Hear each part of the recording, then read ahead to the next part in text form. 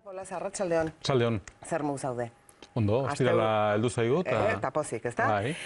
Errepaso bat egingo diogu aste honetan ekonomia munduan gertatu diren hamin bat konturi eta gainera zer errepasatu behar genuen aztertzen ari ginela ondorioztatu dugu azken batean enpresen sustraitzeari buruz aritu behar dugula. Bai. Enpresen sustraitzea izango da azkenean guztiak gai guztiak bilduko dituena. Baina hitz egingo dugu langabeziaz, azkenetan datuak jakin ditugulako, hitz egingo dugu Fagor Industrialek eta Orbeak Txinatik alde egiteko hartu duten erabakiaz, Arizmendiarretaren jaiotzaren 100. urteurrena ere gogoan hartuko dugu, hain zuzen ere bere eredua garrantzitsua izan zelako enpresen sustraitzerako besteak beste, eta hitz egingo dugu kogestioaz. Langabeziaren datuetatik hasiko gara. Zergatik ez du honek beste martxa bat hartzen, Inaut? Ez du beste martxa bat hartzen, bere horretan gaude, eguneko 15, 16 buelta horretan, beti aipatzen dugu gainera datu hau, ez da, 15, 16, eta hortxe gaude ez da gauza hobetzen, 11 mila langabetu gutxi gaude, aldi berean 11.000 lanpostu zehatu dira, desegin dira, ieztik honea, osea, hortxe gabiltza. Eta gainera, badagor datu esanguratsu bat, eguneko 16an gaude, eta Euskal Herria, Ego Euskal Herria kasu honetan, iparraldeko datuak integratzerik ez daukagu, baina Ego Euskal Herria nazio estatu bat izango balitz Europan, langabeziaren rankinean, hau da, ranking gaizto horretan, edo ranking itxusi horretan, inok nahi ez duen ranking horretan, laugarrena izango litzateke, Grezia, Espainia eta Kroaziaren atzetik uste dut. Orduan, egia da horiek eguneko 23, eguneko 24 bueltan dabiltzala, eguneko 16an bueltan gabiltza.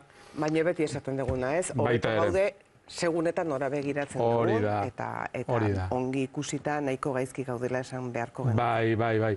Eta horrezaz gain gainera eduki dugu erreforma hori soldatak jetxe egin ditunak, lehen Europako batazbestekoaren eguneko 76an bueltan ginean, soldatetan krisi hasi zanean, eta gaur egun eguneko 73an gaude, eta berantzuaz beti esaten duguna, ez, sartu gaituzte kostuekin lehiatzera, hau da, soldatak jetxiz lehiakorragok izango gehala esatera, baina gu baino bajuagoak beti daude, eta bueno, horren ondoria pagatzen egia, hau da, ez da lan gehiago sortzen, eta soldata bajuago ditugu, pobreagoak eta berriz errepikatzen den kontu bat da gainera, langile gatazkak daudenean, gauza asko direla negoziagarriak, baina soldata egoerak ez dirudi. Ez.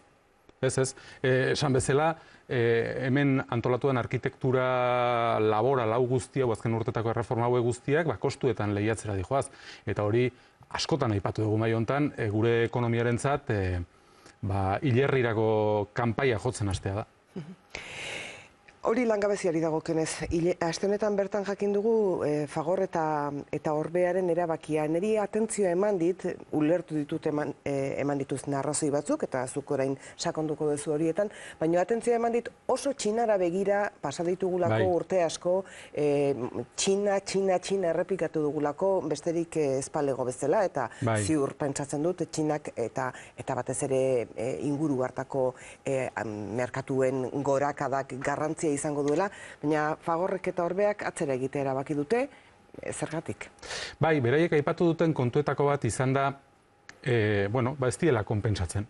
Ez diela konpentsatzen, karo, aipatu dugun aurreko gaiari lotuta. Hau da, hemen soldatak, azkenengo 7 urteetan jeisten aritu baldin badira, eta gainera jeitsi egingo baldin badira aurrera begira, Txinan berriz goraka egin dute, ez die konpentsatzen ahuntzaino joan, han inbertsioak egin, makinaria sartu, mantendu, jendea bialdu, eta abar egitea, hemen soldatak jetxi diranean eta nigo diranean. Orduan, ziurrezko balantza batean jarri dituzte gauzak, eta esatute, agian ez da hain egokia. Edo nola ere, nik uste dut Mondragonek, bi hauek Mondragon taldekoak dira, Mondragonen apustua batez ere automozio enpresekin dagola Txinan, egia da gehientsuenak, edo hundien abintzat joan dirala bertara, baina automozio enpresek ez dute kuestionatzen oraingoz Txinatikan mugitzea. Beste kontu, esan.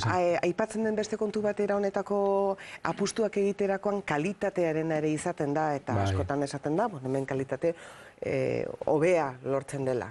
Bai, izan daiteke edo ez, beste batzuk esan bezala kalitatearen aldagai hori ez dute hain kontuan, nunbait ondo produzitzen delako baita ere, ez urteak damazkite eta jarraitu egingo dute aurrera begira.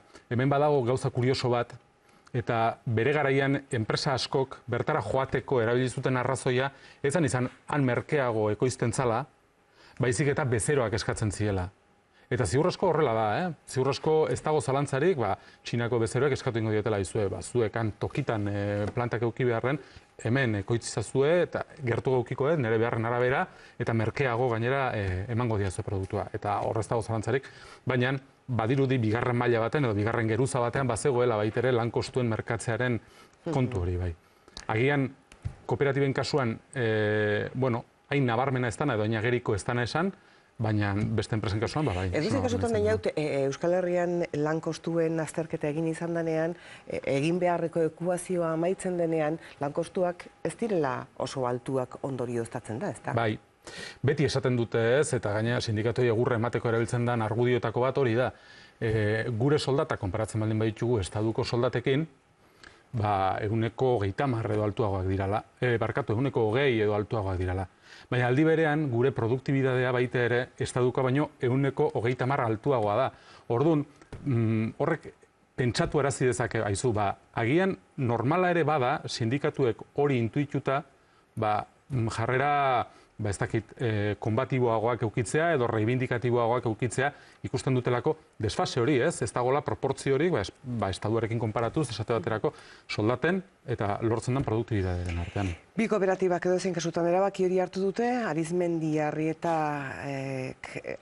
jaio zela 100 urte bete diran aste honetan, atzo izan ziren 100 urte. Bai, okerrez banago, bai. Bai, kooperatibek, Arizmendi Arrietaren esperientziak, horrela kalifikatzen dute gainera, esperientzia kooperatibo modura, intzun saiakera horren baitan, badago enpresen sustraitzea besteak beste, badago lana eta kapitala batzeko asmo bat, eta langileak enpresaren jabe egiten ditunez, hor sustraitzea dago fondoan, ez da? Orduan, kanpora joaten diranean enpresak, Orbea, Fagor, joan diran bezala, bestein Fagor, eta, akziodunak izango balira jabeak, ziur asko han eta hemen egondako jende izango da, bosta jola zaila planta non dagoen, etekinak ematen baldin baizkie.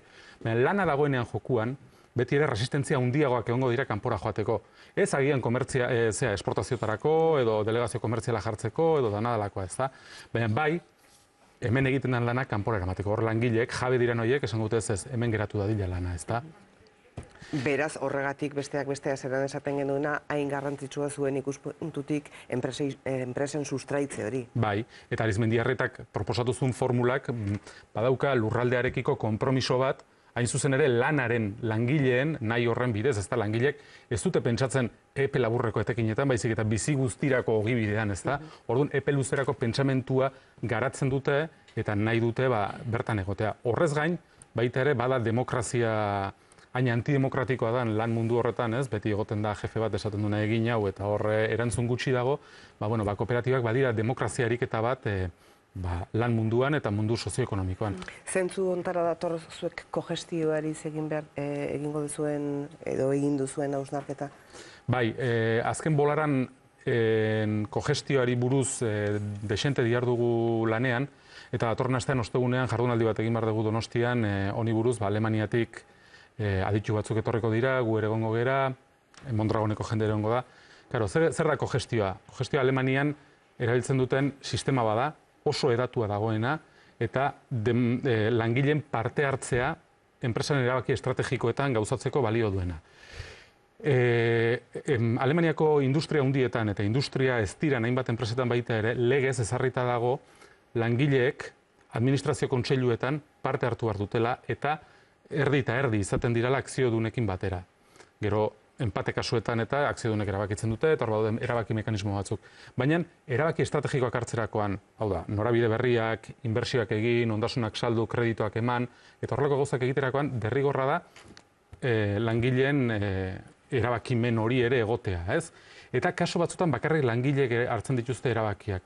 Esate baterako, personal burua aukeratzerakoan. Personal buruak auki behar du programa bat, hauteskundetan gertatzen den bezala, edo egitasmo bat, bere jardunaren egitasmoa, eta hori langileek bakarrik, langileen ordezkari horiek aukeratzen dute. Eta, enpresa oso handiak eta oso ezagunak, Mercedes, automozioko enpresa handiak, Volkswagen eta bar, kogestio bidez gobernatuta daude. Horrezaz gain, gu ere konturatu gera, hori Alemaniako eredua da, Euskal Herrian kooperatibak ditugu, autogestio eredua da, eta kapital soziala ditugu. Eta tarte horretan, ez dago bat egiteko, oso esparru zabala da, eta bat ez dute egiten. Orduan, kogestioa izan daiteke, ez legez ezartzeko, baina izan daiteke esperimentoak egiteko edo probak egiteko moduko eredu bat baita ere hemen kapital sozialetan. Gainera, jakinda, gaurko gaia dan sustraitze horretan, asko laguntzen dula. Langilek ez baitute nahi, produkzio eramatea, enpresa mugitzea ez da.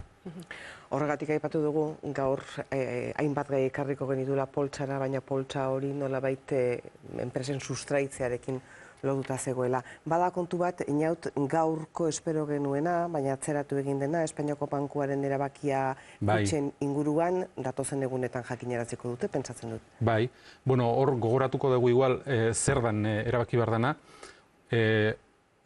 Daukaten volumenaren arabera, hiru kutxak bat dirala ulertzen baldin badute, Espainiako Bankuak, behartuko ditu Espainiako Bankuak probisioak, hau da, diru kopuru izugarri batzuk, beti depositoan probeitzera edo zuzkidura bat egitera, momentu honetan bideragarria ez dana, ez da. Eta hau zeren ondorio da, batetikan bankarizazio prozesuaren ondorio da, batze prozesuaren ondorio da, baina baita ere banku bihurtze horrek lotzen gaitu baita ere Banco de Espainiaren erreguladore, deitzen zaion erreguladore bankario deitzen zaion horren erabakietara. Eta erabaki horiek ez dira arautuak, hor badago diskrezionalidaderako edo aukera, momentu bakoitzeko aukerarako edo komenigarri danerako, noski beraientzako komenigarri edo beraiek komenigarritzat daukaten horretarako tarte handia. Orduan, lotu egiten gaitu beti Banco de España erabaki horietara. Karo, halako kopuru handia da, ze derrigorra izango litzateke hainbeste ez emateko, hiru bankoen artean 1,57 daukate, eta hori probeitu behar den kopuru hori beti kopuru horren arabera, eta akzio kopuruaren arabera izan beharko litzateke, barkatu 1,57 esan dut, baina 100 daukate, eta orduan ez hainbeste emateko akzio batzuk berein eskuetatik aldendu egin beharko lirateke. Karo, horiek nora eraman, Urkulluk esan zuen, ez dutela aurre ikusten, eta oroar arduradun politikoak esan dute ez dutela aurre ikusten, akzio horiek merkatu pribatura edo eramatea, privatizatzea. Aukerak badaude, aukerak kontrol publiko hori aukitzeko, edo lehengo formula, aurrezki kutxen formulan edo geratu alizateko, Jarraituko dugu begirik kendu gabe, eta ikusiko dugu zer gertatzen den azkenean, kutxek diotena da, bat bezala funtzionatu beharrean, hiru ezberdin bezala funtzionatzen dutela, eta orduan, ez dutela 100%aren inguruko erantzule izan behar. Jarraituko dugu gertutik esan bezala, Inaut, mila esker gugana etortzeagatik, datorren astean gehiago eta izango da. Orduan, zer aipatu eta zer kontatu. Gorain astero bezala kamarotera goaz.